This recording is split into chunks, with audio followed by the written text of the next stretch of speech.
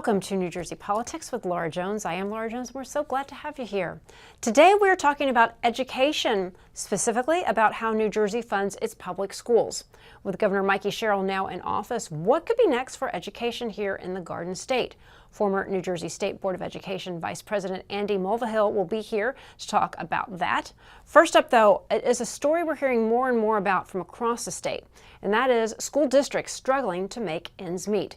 In Jefferson Township, the public schools have been dealing with years of state aid cuts that Superintendent Jeanne Howe calls debilitating. Since 2018, those cuts add up to nearly $45 million, and there's a projected $4.8 million shortfall this year, and that means some very tough decisions are on the table.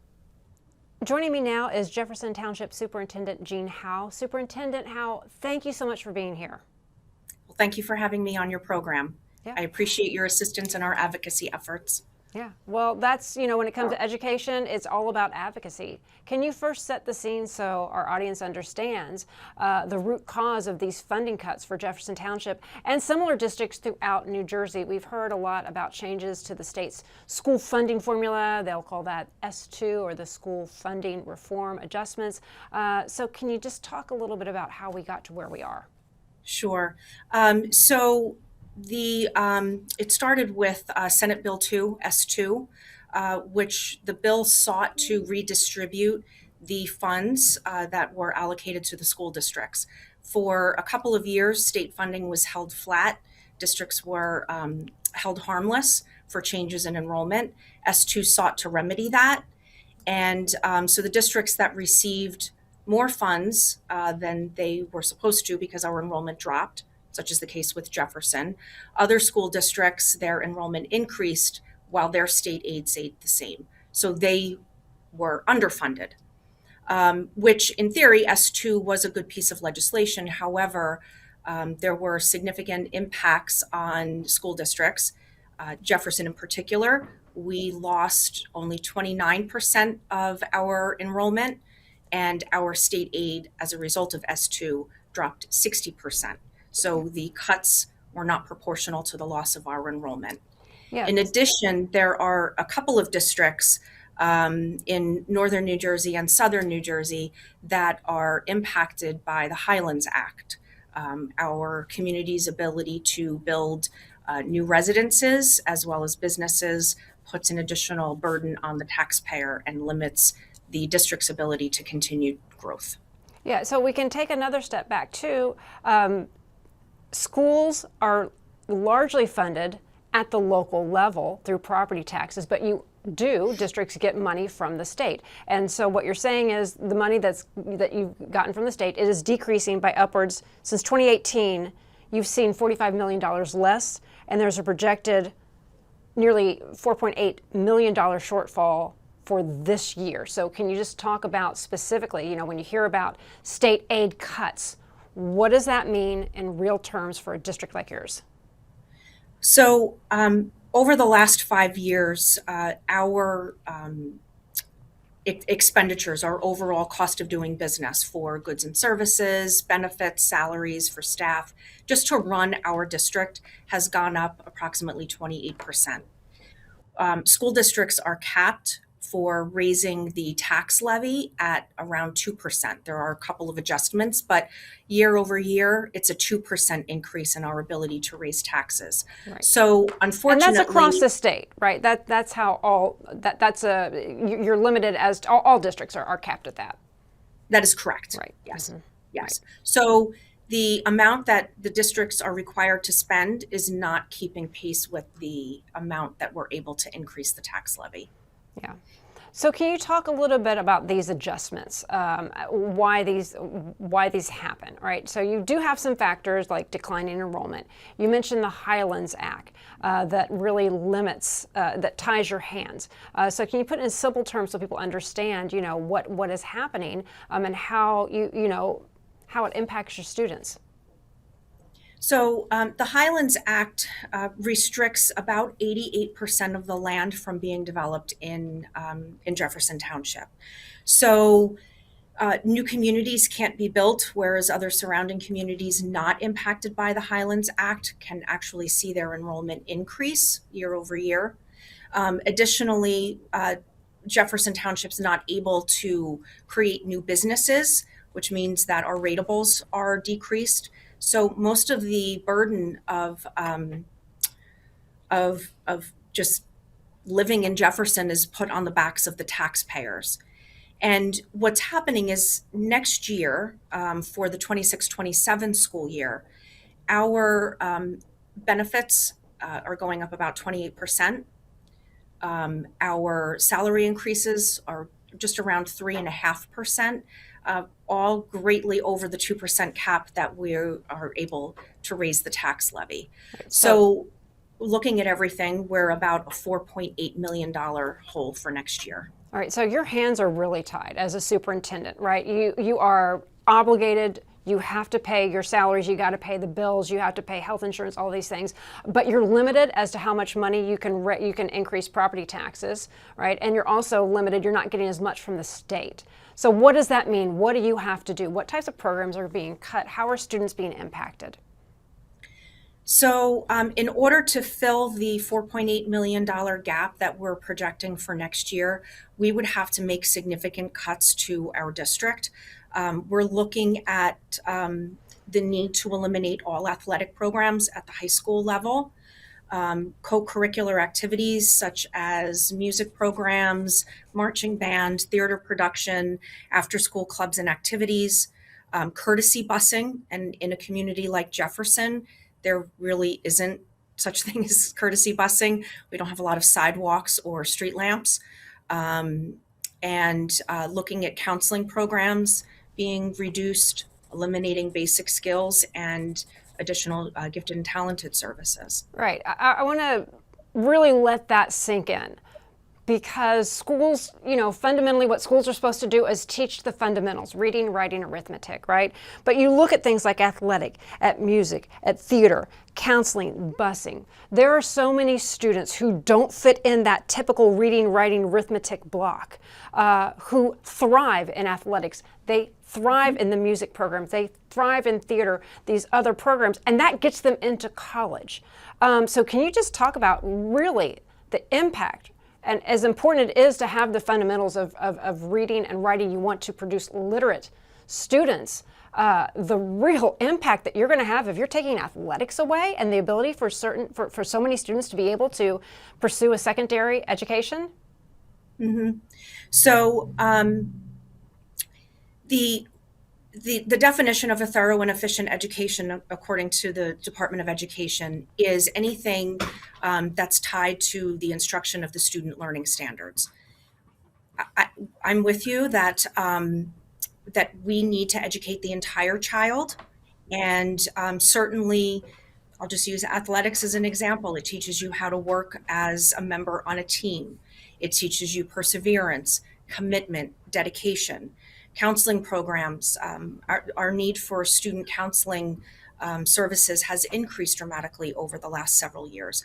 So we really want to work with students to develop well-rounded citizens. So when they leave Jefferson Township Public Schools, they can go out into the world and be productive citizens. Yeah, I mean, again, without certain programs, I can speak from personal experience. My daughter's a theater girl. If she didn't have a performing arts program, she wouldn't be in where she is right now and thriving and on a track to become a productive member of society. What are some of the solutions? What are some of the other solutions that you are seeking before you have to cut so many programs? So we don't want to make the cuts. I want to be very clear about that. That is really truly a last resort measure. But we need to be transparent with the community and let them know that if we're not able to have adjustments other ways, these are things that are on the table. We do have a couple of other options. We could have gone out for a special question. The issue with going out for a special question is that if it doesn't pass, then we're not able to include those items in future budget. So that is a risky proposition. It's a risky move. We also could submit an unbalanced budget, and that would have the Department of Education assign a state monitor for us that would come in and make all fiscal decisions on behalf of the district. Oh, yeah. And And then the once you last invite, oh, go ahead.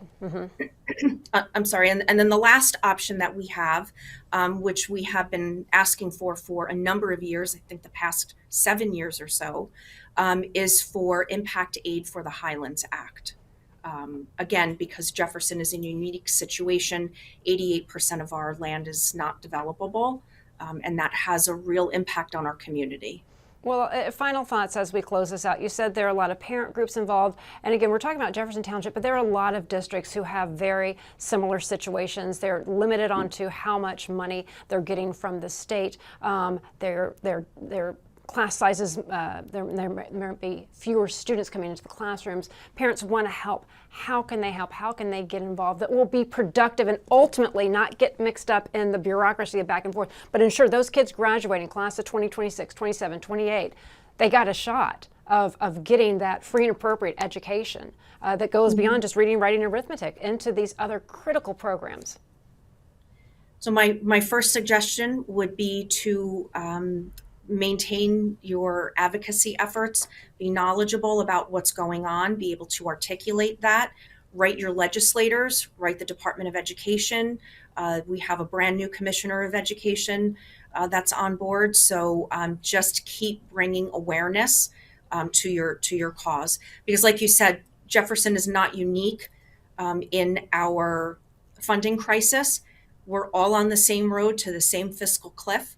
I think just because of disproportionate cuts from S2, as well as the Highlands Act impact on Jefferson, we just got to the end of the road first, but we're all traveling there. Jeanne Howe, thank you so much for taking the time to talk to us. We appreciate it. Thank you.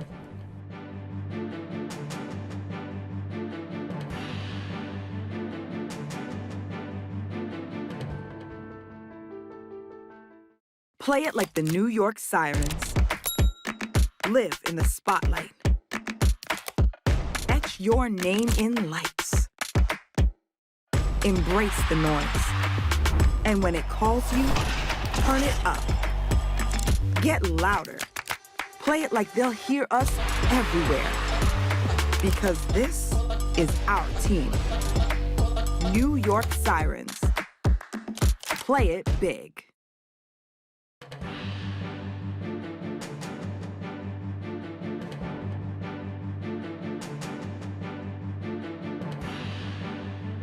Earlier, we heard from Jefferson Township Superintendent Jeanne Howe about the real-world impact state funding pressures on public school districts, shortfalls leading to closures, staff cuts, and tough budget decisions. Now we turn to a broader view of New Jersey's education landscape.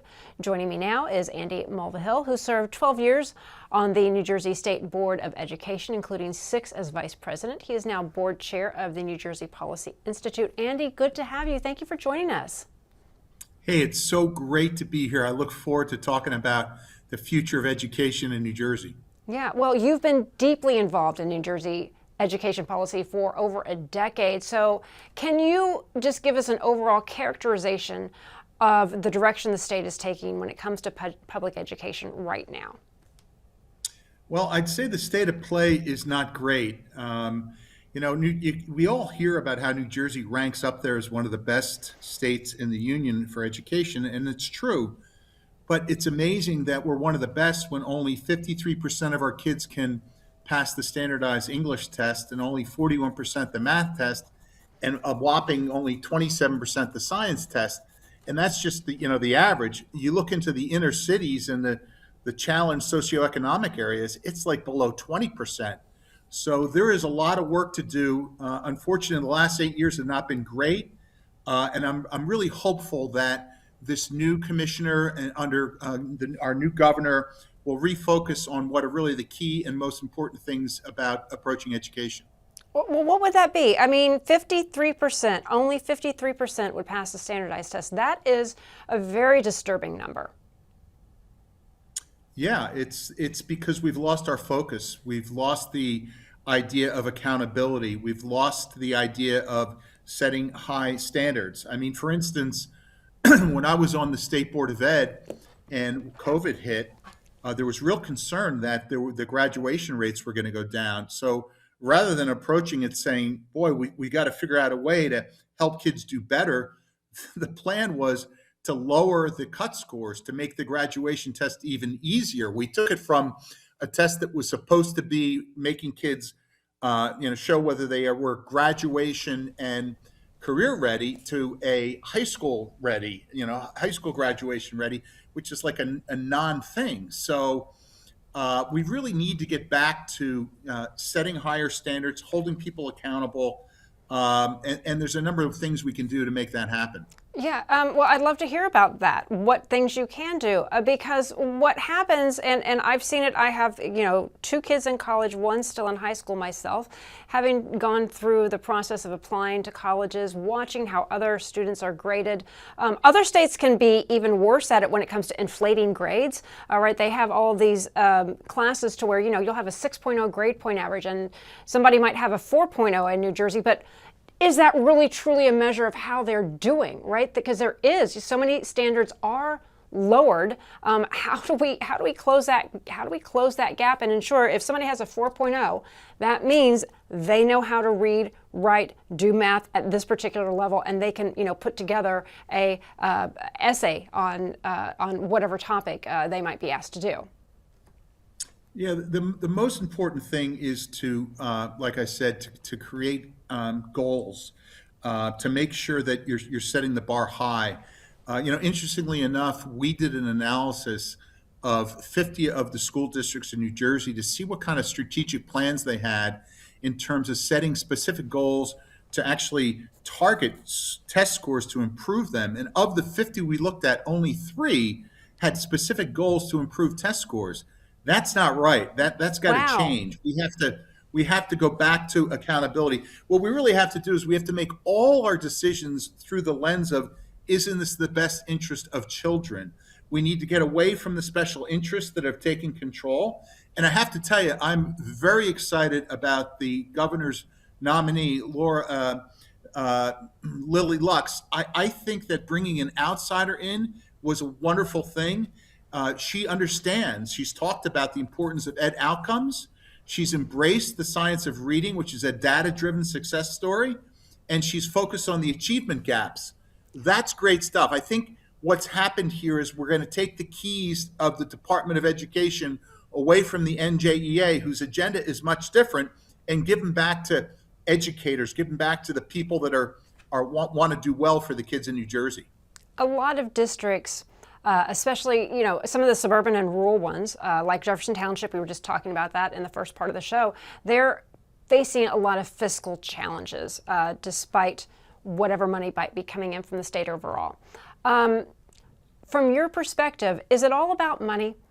Is money what school districts need? I know a lot of school districts are having to choose between athletic programs, theater programs, but at the core of this, when you go back many, many years when Abbott versus Burke, the state Supreme Court was looking at how to level the playing field between urban and suburban schools, and the answer then at that point was give more money to poorer schools. Did that really help make students more successful?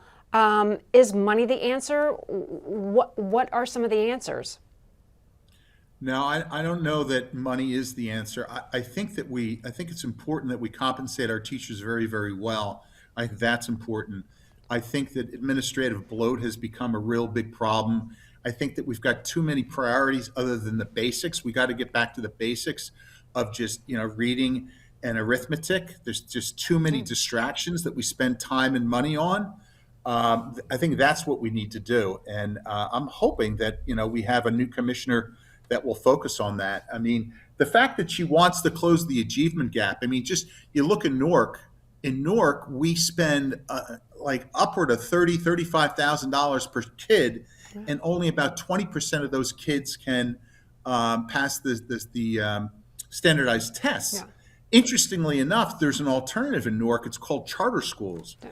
And with the charter schools, which get less funding than the other schools, about 75 to 80% of what they get, they're outperforming the traditional schools. Like 60% of the kids are performing well and passing the standardized tests. They're doing better than the state average. Yeah. So charter schools is a wonderful opportunity for us to close the achievement gap and to make improvements. Yeah. Well, you have been and continue to be a strong proponent of school choice as a way to improve outcome when you have these underperforming districts. It just seems to be this really vicious cycle. You don't want to see programs cut at the public schools. Schools do need their monies because you don't want to cut athletic programs. You don't want to cut the theater programs. But what level of support do you think is appropriate for the state to support locally, again, because a lot of districts are being backed in the corner having to cut programs. But then you look at a charter school which has wait lists out the wazoo. You can't get in even if you wanted to at some of these charter schools. How do you address that? There's so many different competing initiatives and options out there and things that have to be done as well, to ensure that all students have the same opportunities once they get that diploma, once they graduate from high school. Well, with charter schools, you're simply shifting the funds from traditional schools to charter schools as the students go. So as the students leave their traditional schools, their operating costs should go down. And in the charter schools, they do it for less with better results. So I think charter schools is a great way to go. How do you get more? How do you get more charter schools? I mean, well, there's a need. I mean, right? I mean, there's a need. How do charter schools? Can they hurt public schools? Will that competition actually help because you're pulling some students out, so you have smaller classrooms? So there are in the 8 years of the Murphy administration. Do you know the number of charter schools that he approved? New charter schools, how many? And he can approve them through the commissioner. They approved one. There's 30,000 kids that want to go. They approved one. Now, luckily, some of the ones that existed were able to expand, but there were no new charter schools opened. And here we have a solution that's been proven in Newark. They're outperforming the traditional schools. Should we prop up the traditional schools that fail? Do you know that the traditional school that's been open for 50 years, that nobody did well in, only 10 or 20% of the kids could pass the test, that school will be open the next year. Do you know if a charter school doesn't perform, you know what happens to it? It gets shut down. They close. Yeah. So, right. It's a wonderful approach. There's another thing that we can do too, which is called inter-district choice. Mm-hmm. This allows schools that have declining enrollment because of lower birth rates to open their schools up to receiving kids from other school districts. And in fact, we had that law put in 20 years ago, and after it taken off, after 10 years, they cut the funding in terms of no additional funding. We've looked at a way to do it in a revenue neutral way where you could expand choice and expand inter-district schools in a revenue neutral way. And it actually would also help to solve the current lawsuit that's going on, the discrimination lawsuit that was brought against the state of New Jersey, where the courts have found that there's only really, the state is not discriminatory, but there's maybe 20 districts that are. We've come up with a game plan and analysis where we say if you open up the choice, you open up the inter-district choice through a revenue neutral model, there's a way that you can shift the kids out of the discriminatory schools to these other schools, and they'll get a better education as well. Overall, do you feel like there is reason to be cautiously optimistic, as they say, with the new administration, Mikey Sherrill's new administration coming in and the people who she selected to go in place, and also how it does seem to be on the radar of state lawmakers? I don't know about the state lawmakers. They've been complicit for too long. I mean, the problem is that the NJE collects $140 million of dues a year and spends $30 or $40 million giving it to campaigns. They just ran their former president for governor. He came in 5th out of 6, and they spent $47 million of teachers' dues without asking them. So that's not looking good. Yeah. But overall, with Mikey Sherrill, do you think that there is reason to be hopeful? Yeah, I actually had an opportunity to meet her during the campaign. I had a couple minutes with her. And I said the same thing to her that I actually said to actually Governor Murphy's wife. You can be a hero. The challenges are not impossible. They can be done, and you can fix it. You just have to be a little courageous. And I think we may have somebody that's got courage. And I because she brought in an outsider, She didn't bring someone in from the inside the system. I'm encouraged. I think there's a real opportunity, and we're hoping we're going to do everything we can to support this new commissioner. Give her some ideas and back her up, and hopefully she'll make the right decisions and be backed up by the governor. Yeah, well, investing in a young person's education, whether it be financially or just supportively, I don't think there's anything more important than our young people. Andy, thank you so much for taking the time to talk to us. We really appreciate it. Oh, it's been my pleasure. Thanks so much. And that'll do it for today. I'm Laura Jones. Thanks so much for watching New Jersey Politics. We look forward to seeing you back here next time.